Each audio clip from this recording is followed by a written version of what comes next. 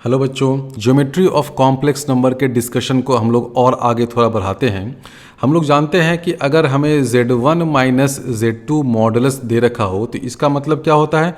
इसका मतलब होता है, बहुत सिंपल है, आप लोगों ने तो अब तक देखा ही होगा कि Z1 और Z2 दो पॉइंट्स हैं आर्गेंट प्लेन में, उन दोनों के बीच का डिस्टेंस। तो mod Z1 minus Z2 this is equal to distance between these two points. अगर ये पॉइंट ए और बी है तो आप कह सकते हैं कि वो जो ए बी लेंथ है उस लेंथ को हम लोग ऐसे डिनोट करते हैं। अब अगर आपको ऐसा कुछ इक्वेशन दे दिया जाए कि z is such that mod z minus Z1 this is equal to mod z minus Z2 और पूछे कि बताओ तो z जो है वो कैसा लोकस बनाएगा। LHS क्या बता रहा है? LHS बता रहा है distance between Z and Z1 और RHS क्या बता रहा है? Distance between Z and Z2 और ये दोनों डिस्टेंस इक्वल हैं। इसका मतलब Z कौन से पॉइंट्स हैं? Z वैसे पॉइंट्स हैं जो Z1 और Z2 दोनों से इक्वी डिस्टेंट है। इसका मतलब अगर Z1 यहाँ पे कोई पॉइंट हो गया, Z2 यहाँ पे कोई पॉइंट हो गया, तो ये जो लोकस है ना, ये क्या बता रहा है? ये perpendicular bisector of this segment connecting Z1 and Z2 है। यानी कि इसका अगर लोकस बनाना है तो क्या हो जाएगा? इसका परपेंडिकुलर बाइसेक्टर कर दीजिए। मान लीजिए कि ये मिडवे है, इस ब्लू लाइन पे कोई भी पॉइंट होगा, मान लीजिए कि ये वाला पॉइंट या ये वाला पॉइंट, ये सभी पॉइंट्स Z1 और Z2 दोनों पॉइंट से इक्वी डिस्टेंट होंगे। तो ये लोकस जब दे रखा हो तो इसका मतलब होता है perpendicular bisector of segment joining Z1 and Z2। इसी चीज़ को हम लोग दूसरे तरीके से भी लिख सकते हैं कि mod Z minus Z1 divided by mod Z minus Z2 this is equal to 1। तो ऐसा अगर कहीं भी आपको लोकस वगैरह दिख जाए किसी भी क्वेश्चन में तो सीधे सीधे आंख मूंद के करिए कि ये स्ट्रेट लाइन है। और वो कौन सा स्ट्रेट लाइन है? वो स्ट्रेट लाइन है perpendicular bisector of line segment connecting Z1 and Z2। और क्वेश्चन में जब भी आपको इस तरह का रिलेशन दिया जाएगा तो आपको थोड़ा सा घुमा उमा के दे देगा। तो मान लीजिए कि क्वेश्चन आपको कुछ इस तरह का दे रखा है कि mod Z minus i divided by I Z plus कर देगा यहाँ पर 5। तो देखिए आपको सबसे पहले क्या करना पड़ेगा, स्टैंडर्ड फॉर्म में रिड्यूस करने के लिए यहाँ पे z है, ये तो ठीक है, नीचे में आई जेड है, तो इस आई जेड में से i को हटाइए। i को कैसे हटाएंगे? आप इसको ऐसे लिख सकते हैं आई जेड माइनस 5i। देखिए वही चीज़ हो गया ना, यानी कि अब इसको हम लोग ऐसे लिख सकते हैं z minus i divided by नीचे में आ जाएगा i z minus 5i this is equal to 1। अब ये मॉड i तो 1 होता है, तो इस i को तो आप हटा ही सकते हैं क्योंकि मॉड i भी लीजिएगा तो 1 ही रहेगा ना, तो i को रखिए नहीं रखिए कोई फ़र्क नहीं पड़ता है। तो बेसिकली क्या हो गया, z minus i divided by z minus 5i, इसका मॉडुलस 1 है। यानी कि ये जो लोकस है वो क्या है? स्ट्रेट लाइन है। कैसा स्ट्रेट लाइन है? जो i और 5i इन दोनों पॉइंट्स को कनेक्ट करता हुआ जो सेगमेंट होगा, i यहाँ कहीं होगा, 5i यहाँ कहीं होगा, उन दोनों पॉइंट्स को कनेक्ट करता हुआ जो सेगमेंट होगा उसका परपेंडिकुलर बाइसेक्टर होगा। यानी कि ये 5i और i के बीच में y इज इक्वल टू 3 वाला लाइन होगा। तो इस तरह से ऐसे क्वेश्चन को सॉल्व किया जाता है। आपको बस ध्यान ये देना है कि हम लोग ऊपर में z माइनस समथिंग रखें, नीचे में भी z माइनस समथिंग रखें और इधर इज इक्वल टू 1 होना चाहिए। ध्यान दीजिए ये इज इक्वल टू 1 बहुत ज़रूरी है। ये इज इक्वल टू 1 क्यों ज़रूरी है? क्योंकि ये परपेंडिकुलर बाइसेक्टर या स्ट्रेट लाइन तभी बनेगा जब यहाँ पर ये जो है ना 1 होना चाहिए, यानी कि दिस इज इक्वल टू दिस होना चाहिए। 1 के बदले यहाँ पर अगर कोई दूसरा नंबर आ जाए, एंड ऑब्वियसली रियल नंबर ही आएगा ना, क्योंकि इधर LHS में क्या है? मॉडुलस मॉडुलस है, तो राइट हैंड साइड में कोई कॉम्प्लेक्स नंबर तो आ नहीं सकता है। यानी कि मैं ये कह रहा हूँ कि z minus Z1 divided by mod z minus Z2 this is equal to lambda, where lambda is not equal to 1। 1 के बदले कोई दूसरा रियल नंबर अगर आ गया तो स्ट्रेट लाइन नहीं मिलेगा लोकस। लोकस उस केस में सर्कल हो जाता है। बहुत इंपॉर्टेंट कॉन्सेप्ट है ये, और इसको ज्योमेट्री में भी इस सर्कल का नाम बोलते हैं एपोलोनियस सर्कल। अगर आप लोगों ने पढ़ा है तो बहुत अच्छी बात है। उसका थियरी थोड़ा सा होता है कि वो सर्कल क्यों बन रहा है, कैसे बन रहा है, उस थियरी में मैं नहीं जा रहा हूँ। मैं आपको बता रहा हूँ कि कॉम्प्लेक्स नंबर के क्वेश्चंस में इसका यूज़ कैसे आएगा, इस पर बेस्ड क्वेश्चन कैसे आएगा। तो ये तो समझ लीजिए कि अगर mod z minus z one by mod z minus z two is equal to 1 हो गया, तब तो सीधा सीधा स्ट्रेट लाइन हो गया। लेकिन अगर ये लैम्डा 1 नहीं है, 1 के बदले कुछ और है, 2, 5, 1/2, 1/6, 1/100, कोई भी दूसरा रियल नंबर है, एंड ऑब्वियसली ये एक पॉजिटिव रियल नंबर ही होगा ना, क्योंकि देखिए एलएचएस में ये भी मॉड है, ये भी मॉड है, तो लैम्डा तो एक पॉजिटिव रियल नंबर होगा। तो 1 के अलावा और कोई भी रियल नंबर यहाँ पर हो तो ये जो लोकस बनता है वो सर्कल बनता है। सर्कल ही क्यों बनता है ये आप ज्योमेट्री से सीख जाएंगे। मेरा काम है यहाँ पर आपको बताना कि ये जो सर्कल बन रहा है उसका सेंटर कहाँ होगा, उसका रेडियस कितना होगा, उसका डायमीटर कितना होगा, ये बताना। क्योंकि क्वेश्चन आपसे एग्जाम में पूछ सकता है कि अच्छा भाई z माइनस कुछ कॉम्प्लेक्स नंबर यहाँ दे देगा z1 divided by z minus z2 दे देगा, कुछ यहाँ पे रहेगा, दिस इज इक्वल टू कर देगा 5। 2-4 ऑप्शन दे देगा कि लोकस इसका क्या है, स्ट्रेट लाइन है, सर्कल है। सर्कल में भी 2 ऑप्शन दे देगा कि सर्कल का रेडियस इतना है, डायमीटर इतना है, या उसका सेंटर इतना है। तो इसको कैसे फाइंड किया जाए? इसको फाइंड करने का एक बहुत ही नायाब शॉर्टकट तरीका है। एक तो लंबा तरीका है कि आप मॉडुलस निकालिए, z की जगह x प्लस आई वाई कर दीजिए और पूरे को एक्सपैंड करिए, तो अल्टीमेटली करते करते करते आप वो जो कोऑर्डिनेट ज्योमेट्री में सर्कल वाला इक्वेशन होता है ना, x² plus y² plus 2gx plus 2fy plus c is equal to 0, कुछ ऐसा ही होता है ना, वहाँ तक पहुँच जाइएगा। लेकिन वो लंबा तरीका है, मैं अभी आपको छोटा तरीका बताने जा रहा हूँ। अगर आप लंबे वाले तरीके से ऐसे फाइंड करिएगा तो आपने इक्वेशन ये फाइंड कर लिया, फिर इसमें से सेंटर फाइंड करिए तो ज़्यादा लंबा है। मैं जो भी तरीका बता रहा हूँ बहुत शॉर्ट है। तो पहले तो ये समझिए कि अगर ये 1 है तो स्ट्रेट लाइन हो जाएगा, 1 के अलावा कुछ भी होगा तो वो सर्कल बनाएगा।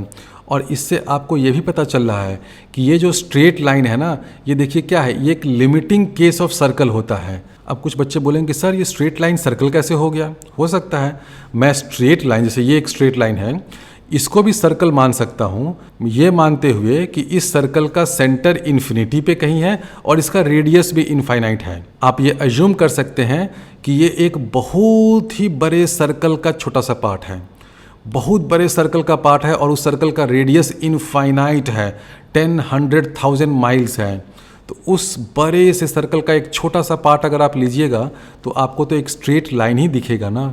ये वाला और ये वाला दोनों तो सेम है, अंतर क्या है, एक केस में RHS में 1 हो गया, एक केस में RHS में 1 के अलावा कोई दूसरा पॉजिटिव रियल नंबर है। तो अब मैं आपको बताता हूँ कि इस तरह का अगर इक्वेशन दे रखा हो तो जो सर्कल बनेगा उसका सेंटर कहाँ होगा, उसका रेडियस क्या होगा। ये जो इक्वेशन है क्या बता रहा है कि mod of this thing is equal to lambda. अब ये अगर लैम्डा है, इसका मतलब जो LHS में जो कॉम्प्लेक्स नंबर है तो z की कितनी पॉसिबल वैल्यूज़ हो सकती हैं। कुछ बच्चों को ये कन्फ्यूजन रहता है कि सर ये लैम्डा है और ये मॉडुलस इक्वेशन है, तो हम लोग ऐसे लिख देते हैं कि z minus z1 by z minus z2, ये या तो प्लस लैम्डा होगा, बिल्कुल सही, या माइनस लैम्डा होगा, यानी कि z की 2 पॉसिबल वैल्यूज़ हो सकती हैं। तो ये गलत है। इनफैक्ट JEE एडवांस्ड में भी एक बार ये क्वेश्चन पूछा गया, आई थिंक 2019 या 2020 में, कि ऐसा कुछ इक्वेशन दे दिया है और पूछा है कि z की कितने पॉसिबल सॉल्यूशंस हो सकते हैं। तो भाई z तो यहाँ कॉम्प्लेक्स नंबर है ना, अगर इस तरह का आपको कॉम्प्लेक्स इक्वेशन दे दिया जाए तो z का तो बहुत सारे इनफाइनाइट वैल्यूज हो सकते हैं, क्योंकि z minus z1 by z minus z2 this will be equal to lambda into e to the power i theta, ऐसा होगा ना। अगर आप मोस्ट जनरल सोल्यूशन देखिएगा तो वो तो ये होगा, क्योंकि ये जो कॉम्प्लेक्स नंबर दे रखा है LHS में उसका मॉडुलस लैम्डा है। आर्गुमेंट तो कुछ भी हो सकता है, 0, 10 degree, 20 degree, 30 degree, 40 degree, 50 degree, कुछ भी हो सकता है। तो ये मोस्ट जनरल सोल्यूशन है ऐसे इक्वेशन का। लेकिन हम लोग अभी उसका 2 केस लेंगे। पॉसिबल है ना कि ये वाला कॉम्प्लेक्स नंबर कभी प्लस लैम्डा हो जाए या ये वाला कॉम्प्लेक्स नंबर कभी माइनस लैम्डा हो जाए। होना ही पड़ेगा, क्योंकि ये जो LHS में कॉम्प्लेक्स नंबर दे रखा है उसका मॉडुलस क्या है, लैम्डा। तो अगर हम लोग इसको प्लस लैम्डा मान के सॉल्व करें या माइनस लैम्डा मान के सॉल्व करें तो ये भी तो 2 पॉसिबल सॉल्यूशंस है ना। बिल्कुल है, क्योंकि अगर कोई कॉम्प्लेक्स नंबर ऐसा आपको दे देता है कि z minus z1 by z minus z2 this is equal two plus lambda, तो ये वाला इक्वेशन भी तो ऊपर वाले को सेटिस्फाई कर रहा है। आप जब मॉडुलस लीजिएगा तो क्या मिलेगा, आपको प्लस लैम्डा मिलेगा। उसी तरह अगर आप इसको सॉल्व करते हैं, इस वाले को, इस इक्वेशन को, this is equal to minus lambda, तो ये भी तो ऊपर वाले को सेटिस्फाई कर रहा है, क्योंकि जब हम लोग इसका मॉडुलस लेंगे, इसका मॉडुलस लीजिएगा तो क्या आ जाएगा, modulus of minus lambda lambda ही होता है। यानी कि इस इक्वेशन के जो बहुत सारे सॉल्यूशंस हैं उसमें से दो पर्टिकुलर सॉल्यूशंस तो ये पॉसिबल है ही कि ये प्लस लैम्डा हो जाए और माइनस लैम्डा हो जाए। ये जो दो पर्टिकुलर सॉल्यूशंस आपको मिल रहे हैं ना, इसको आप सॉल्व कर लीजिए। तो जब भी आपको इस तरह का इक्वेशन मिल जाए और इससे आपको फाइंड करना हो कि सर्कल का डायमीटर कितना है, सेंटर कितना है, तो आप दो इक्वेशन को सॉल्व करिए। पहले ये इक्वेशन को सॉल्व करिए, इसको सॉल्व करिएगा तो आपको z की एक वैल्यू मिल जाएगी, कुछ भी मिल जाती है। मान लीजिए कि आपको ZP मिल गई। उसके बाद आप इधर वाले को सॉल्व करिए माइनस लैम्डा मानते हुए, भी सॉल्व करिएगा इसको, इस चीज़ को, तो आपको एक और पॉइंट मिल जाएगा ZQ। तो ये जो दो पॉइंट मिला है ZP और ZQ, ये ends of diameter of that circle होगा। ठीक है, अब end of diameter of circle मिल गया तो हमें उसका सेंटर मिल गया। ZP प्लस ZQ/2 कर दीजिए तो आपको सेंटर मिल गया ना। इन दोनों इक्वेशन को जब सॉल्व करिएगा तो आपको एक पॉइंट मिलेगा ZP, एक पॉइंट मिलेगा ZQ। ये दोनों पॉइंट जो ZP और ZQ होगा वो एंड ऑफ डायमीटर होगा। अगर आपसे पूछता है कि डायमीटर क्या होगा तो डायमीटर निकालिए, ZP माइनस ZQ के बीच का डिस्टेंस। अगर पूछता है कि रेडियस कितना है तो इसको बाई 2 कर दीजिए, रेडियस मिल गया। अब कुछ बच्चों को लग रहा होगा कि सर ये मेथड कैसे आ गया, क्यों आ गया। मैं इसका हल्का सा हिंट आपको देता हूँ। ये जो रिलेशन है यहाँ पे, ये क्या बता रहा है कि modulus of this LHS number, ये जो पूरा LHS में नंबर है, इसका मॉडुलस लैम्डा है। तो इस इक्वेशन के तो बहुत सारे सॉल्यूशंस होंगे, इनफाइनाइट सॉल्यूशंस होंगे, लेकिन ये दो पर्टिकुलर सॉल्यूशंस तो हो ही सकते हैं ना कि जब कॉम्प्लेक्स नंबर प्लस लैम्डा के बराबर हो जाए या वो कॉम्प्लेक्स नंबर माइनस लैम्डा के बराबर हो जाए। मान लीजिए कि Z1 पॉइंट यहाँ पर है और Z2 पॉइंट यहाँ पे है। अब आपने जब इस इक्वेशन को सॉल्व किया, ऊपर वाले को सॉल्व किया, देखिए इसको अगर हम लोग सॉल्व करते हैं तो देखिए ये आपको क्या बता रहा है। ये आपको बता रहा है कि Z एक ऐसा पॉइंट है such that Z minus Z1 divided by Z minus Z2 is a real number. यानी कि Z जो है वो इस Z1 Z2 पे ही कहीं लाई कर रहा है। बिल्कुल सही है। उसी तरह जब हम लोग इसको माइनस लैम्डा मान के सॉल्व करते हैं तो जो पॉइंट मिलेगा वो भी कहीं Z1 Z2 पे लाई करेगा। ये भी बिल्कुल सही है। तो जो ZP और ZQ आपको पॉइंट्स मिल रहे हैं, तो ZP पॉइंट कहीं यहाँ पर होगा और ZQ पॉइंट हो सकता है कहीं यहाँ पर हो। और ये ZP और ZQ पॉइंट्स जो हैं वो बेसिकली क्या कर रहे हैं, ZP जो है वो इस Z1 और Z2 को कट कर रहा है λ:1 के रेशियो में। आप इस रिलेशन से देख लीजिएगा। ये अगर आपको याद होगा, अभी कुछ पिछले लेक्चर में ही हमने इक्वेशन ऑफ अ लाइन जब सॉल्व किया था ना, तो देखिए इसको जब आप सॉल्व करिए इस चीज़ को तो आपको कुछ ऐसा मिल जाएगा, Z = Z1 plus lambda times Z minus Z2, वो सब कुछ करिएगा तो अल्टीमेटली आप इक्वेशन ऑफ अ लाइन में ही आ जाइएगा। तो ये अगर हम लोग प्लस लैम्डा लें तो एक पॉइंट मिलेगा, माइनस लैम्डा लें तो एक पॉइंट मिलेगा, और वो दोनों पॉइंट्स जो होंगे वो Z1 और Z2 को जो कनेक्ट करता हुआ लाइन है उसी लाइन पे लाई करेंगे। और ये जो ZP और ZQ हैं ये इंटरनल सेक्शन और एक्सटर्नल सेक्शन है इस Z1 और Z2 पॉइंट के। अब आपको इससे ज़्यादा डिटेल में समझने की ज़रूरत नहीं है। ये जो ZP है हो सकता है λ:1 रेशियो में इंटरनल सेक्शन कर रहा है। ये जो ZQ है ये भी λ:1 रेशियो में इस Z1 और Z2 पॉइंट का इंटरसेक्शन कर रहा है, लेकिन ये ZQ जो है वो एक्सटर्नल कर रहा है। अब कौन इंटरनल करेगा कौन एक्सटर्नल करेगा, ये सब कुछ प्लस लैम्डा और माइनस लैम्डा पे डिपेंड करता है, लेकिन उतना डिटेल में आपको नहीं जाने की ज़रूरत है।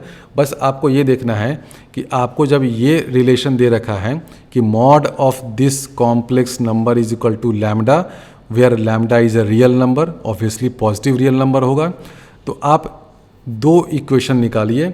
एक केस में क्या करना होगा, प्लस लैम्डा ले लीजिए इस कॉम्प्लेक्स नंबर को, तो आपको कुछ वैल्यू आ जाएगी, उसको प्लॉट कर दीजिए।